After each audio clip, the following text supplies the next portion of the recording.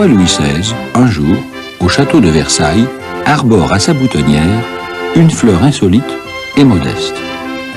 On murmure, on s'interroge, et il déclare en substance: Messieurs, cette fleur va supprimer les famines, donc les révoltes. Il serait temps d'en planter. Ceci étant le pré-générique d'un feuilleton historique intitulé Solanum tuberosum, ou les tribulations d'un tubercule.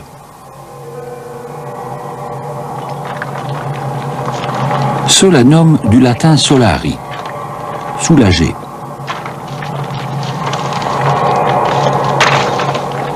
Parce que la pomme de terre fait partie de la famille des solanacées, dont certains membres, comme la belladone, contiennent des narcotiques dangereux. En fait, la pomme de terre, si l'on veut bien éplucher son dossier, est loin d'être innocente. Non seulement sa tige, ses feuilles, ses baies sont toxiques, mais aussi les taches vertes qu'on voit parfois sur ses tubercules et les germes qui naissent à partir de ce qu'on appelle ses yeux. C'est au Pérou qu'elle est née, à l'état sauvage, sur les contreforts des Andes.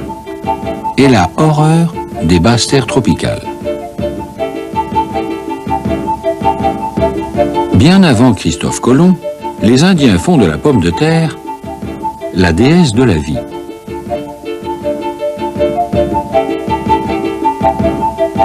On pense que ce sont les moines espagnols qui, les premiers, ont négocié avec les Indiens l'autorisation d'emmener la pomme de terre en tournée.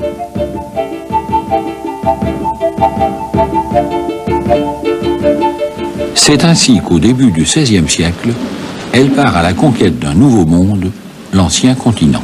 Et là, elle se plante. Normal pour un début, mais c'est pour être hélas livrée aux cochons.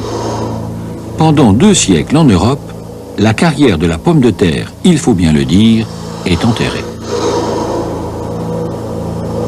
C'est au XVIIIe siècle, enfin, qu'elle trouve la chance d'une deuxième carrière. En Allemagne, on la donne aux prisonniers. Humble promotion, mais il y a là, comme par hasard, un Français. Il s'appelle Parmentier.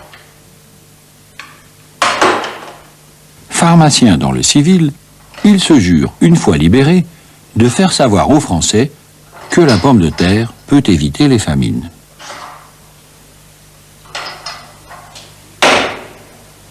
Pour cela, il fait 3 choses. 1. Il en plante à côté de Paris, les faisant garder par des militaires le jour, mais surtout pas la nuit.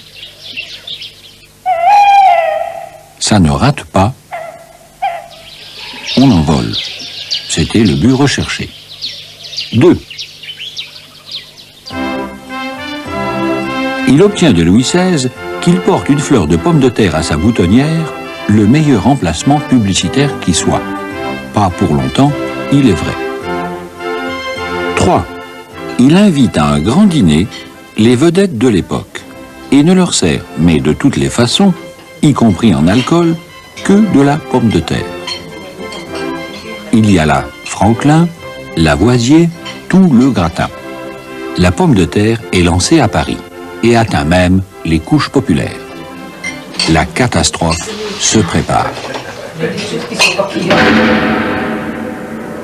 60 ans plus tard, 1845, la pomme de terre, devenue la base unique de l'alimentation en Irlande, est attaquée par un mal qui répand la terreur.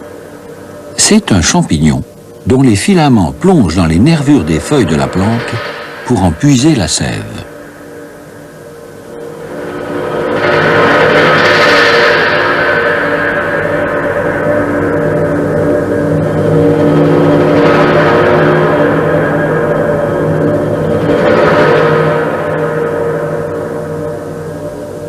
Après quoi, il produit des spores que le vent ou la pluie projette sur les plants voisins,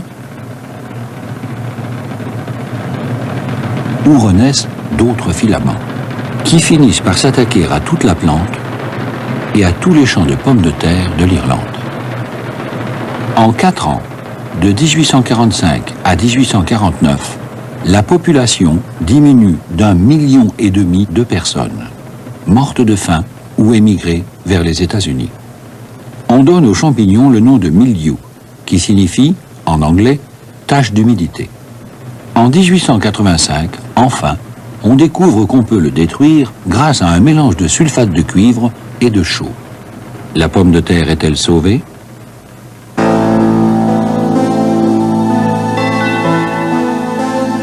Pas encore, hélas, car la voici convoitée par le bandit du Colorado. La pomme de terre, en effet, avait émigré aux États-Unis bien avant les Irlandais. Or, là, depuis toujours, au Colorado, vivait un sauvage ignoré. Affublé de peintures de guerre, il s'attaquait, de temps à autre, à une solanacée sauvage, dans l'indifférence générale. Quand il voit arriver, vers 1840, avec les colons, cette solanacée civilisatrice, il fait comme les Indiens, il attaque.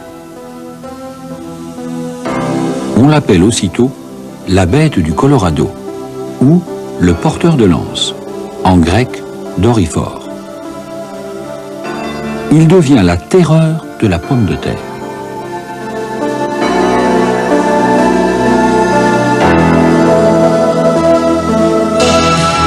Au point que, remontant sa piste, à rebours des colons, il entreprend la conquête de l'Est. En 18 ans, il parcourt 2000 km. Si bien qu'en 1860, quand les Irlandais arrivent sur la côte atlantique pour avoir fui la pomme de terre, le Doryphore s'y trouve déjà pour l'avoir suivi.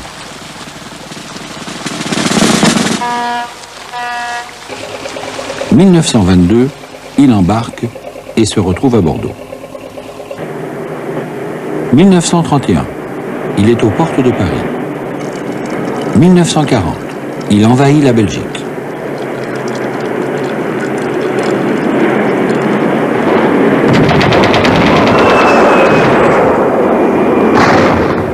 « 1941,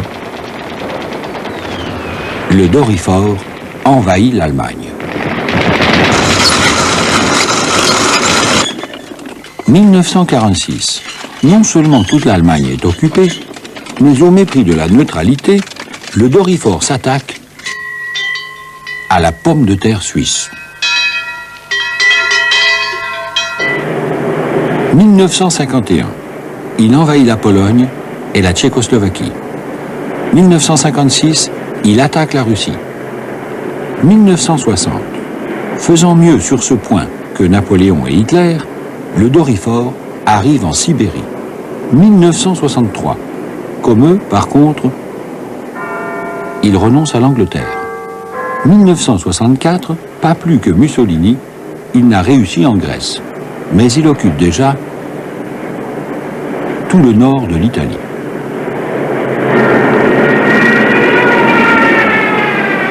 Presque partout en Europe, la pomme de terre est aux abois. Est-ce la fin? Non. Car le bandit du Colorado, quand il vivait chez lui, avait une ennemie. Une punaise. Depuis des temps immémoriaux, elle se planquait sur les solanacées sauvages pour l'attaquer. Apprenant cela, en 1950, les Allemands, très attachés à la pomme de terre, la font venir des États-Unis et l'engagent comme chasseuse de primes. Elle aussi est armée d'une lance, mais munie d'un crochet servant à maintenir la proie. De plus, la lance est creuse, grâce à quoi la punaise injecte au Doryphore, et même à ses bébés, un liquide paralysant. Ensuite, elle en aspire le contenu vivant, comme avec une paille, ne laissant que la boîte. On pense alors, dans les années 60, que la pomme de terre est sauvée. Hélas, la punaise est sudiste et ne supporte pas le froid. Le feuilleton continue dans les années 1980. On en est à la pomme de terre éprouvette. Le plus étrange est que les Indiens du Pérou, qui en avaient fait la déesse de la vie, l'ont complètement laissé tomber. Ils refusent de cuire ce qu'ils ont adoré.